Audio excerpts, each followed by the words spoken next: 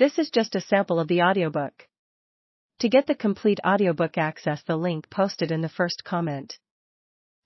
As New Year's Eve came to an end and the dawn of 2008 began to filter through the hotel room curtains, I finally dragged myself to the bedroom.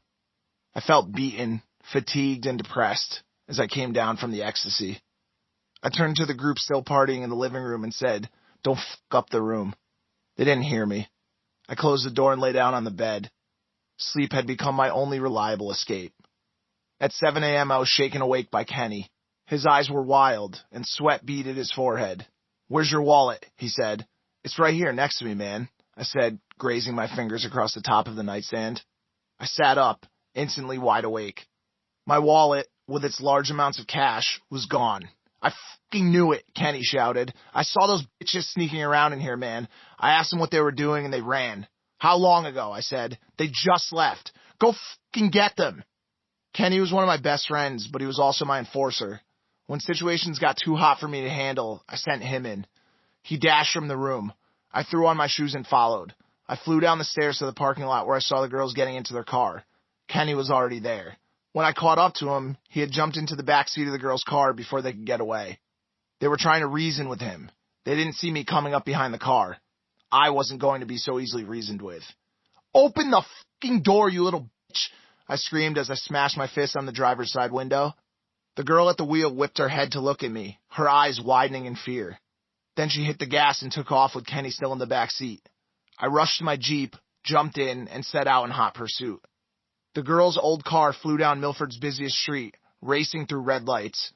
It was 7:15 a.m. on New Year's Day, with early bird families going about their business.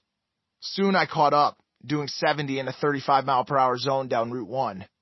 As I approached the girl's rear bumper, I flashed my high beams repeatedly.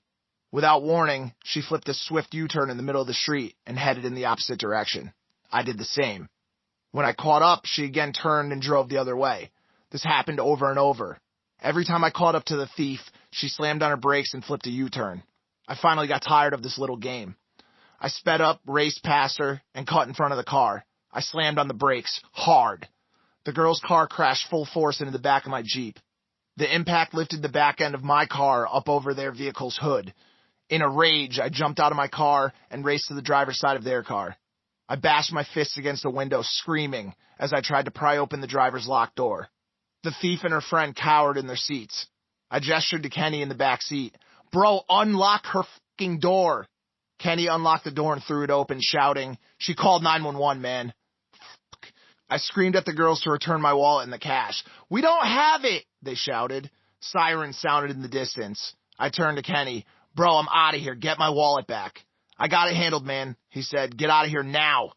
Since Kenny had no drugs on him, I knew he'd manage the situation. The girls had needles and drugs, though. They wouldn't be willing to talk to the police.